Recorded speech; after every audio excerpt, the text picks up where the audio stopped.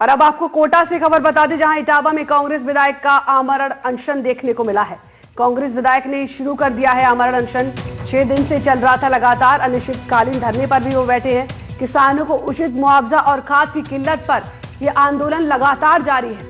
तो इटावा सहित और आसपास के किसान भी आंदोलन में शामिल हैं। मांगे पूरी होने तक इसी तरीके की धरने की चेतावनी दे रहे हैं ये लोग। कोटा ग्रामीण के किसान मुद्दों पर सियासी संघर्ष भी अब तेज हो गया है। तस्वीरें आपको दिखा रहे हैं। धरने पर बैठे लगातार नजर आ रहे हैं किसान। आमरण अनशन की चेतावनी दे रहे हैं। जब तक उनकी मांगे नहीं मानी जाएंगी, इसी तरीके का धरना उनकी तरफ से चलता रहेगा, जिसमें कांग्रेस विधायक भी अब शामिल हैं। तो 6 दिन से अनिश्चितकालीन धरने पर बैठे हैं किसान। उनके साथ कांग्रेस के विधायक भी मौजूद हैं, जिस पर अब सियासी संघर्ष तेज हो चुका है।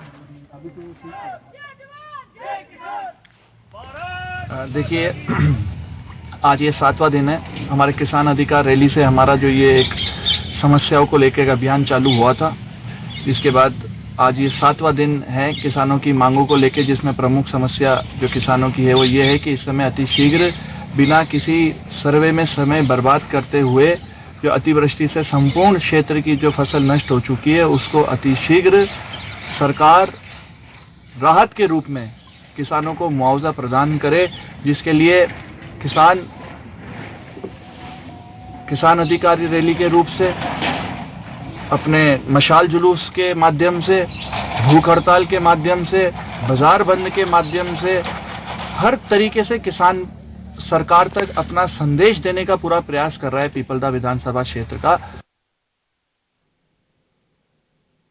तो इस खबर पर और ज्यादा जानकारी के साथ हमारे सहयोगी शाकिर हमारे साथ लाइव जुड़ गए हैं। शाकिर, 6 दिन से धरना हम लगातार देख रहे हैं, क्या है पूरी अपडेट? कब तक चलेगा ये? किस तरीके की मांगे हैं किसानों की?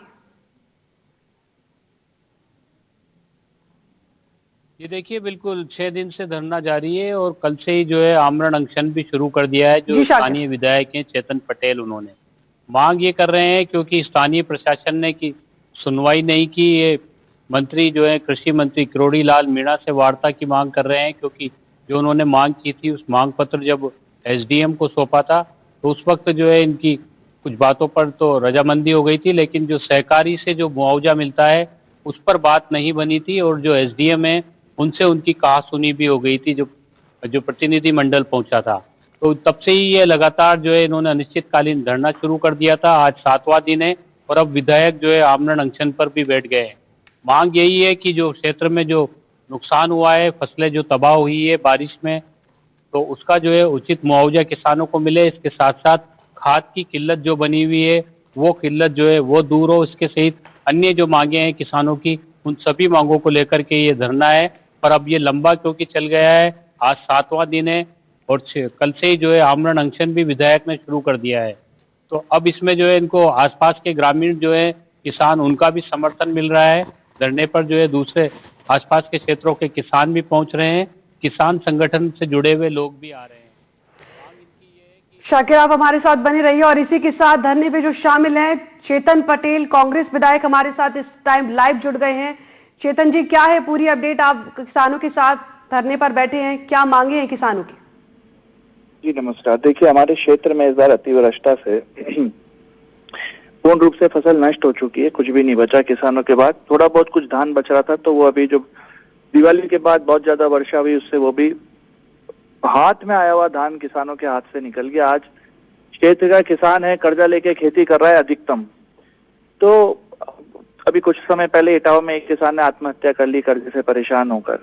अब देखिए, अब हम अगली जो है आत्महत्याओं का इंतजार नहीं कर सकते। हम हर तरीके से प्रयास कर रहे हैं कि सरकार तक ये संदेश पहुंचे कि भाई राहत के लिए अतिशीघ्र इसी समय उनको राहत प्रदान की जावे और संपूर्ण क्षेत्र को फसल खराबा मानते हुए सभी किसानों को राहत दी जावे। मशाल जुलूस के माध्यम से भी कोशिश करी, किसान अधिकार रैली देके उनको कोशिश करी कि इनके समझ में आ जाए, भूख हड़ताल करी, बाजार संपूर्ण बाजार बंद रखा है इटावा का। पर अब सरकार तक जब नहीं रेंग रही, ऐसी जब इनसे ज्यादा उम्मीद नहीं है। तो मैं खुद सरकार का एक पार्ट हूँ, तो इस उम्मीद के साथ कि अगर सरकार में बैठा एक विधायक अगर पानी छोड़कर, अन्न छोड़कर अगर किसानों, क्षेत्र के किसानों के लिए अगर कुछ मांग कर रहा है तो गंभीरता से ये ले, सुने, इस उम्मीद के साथ अब मेरे को मजबूरन जो है अन्न और जल त्याग करना पड़ा मैडम।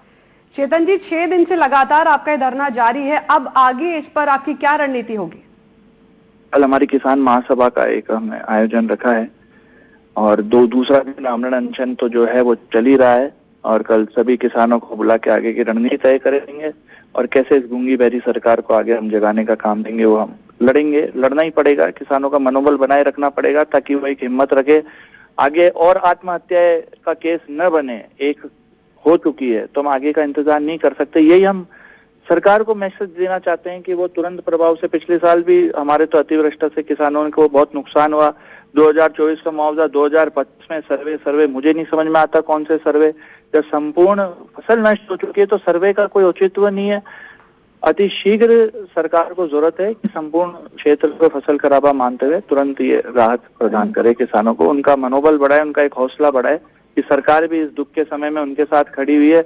अभी अगली फसल आ जाएगी, गेहूं की फसल आ जाएगी, उसमें उसको खाद बीज दवाई कितनी महंगाई है तो उसका।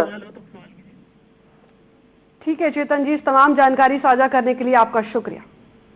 और इसी खबर पर हमारे सहयोगी शाकिर अली भी हमारे साथ जुड़े हुए थे। शाकिर,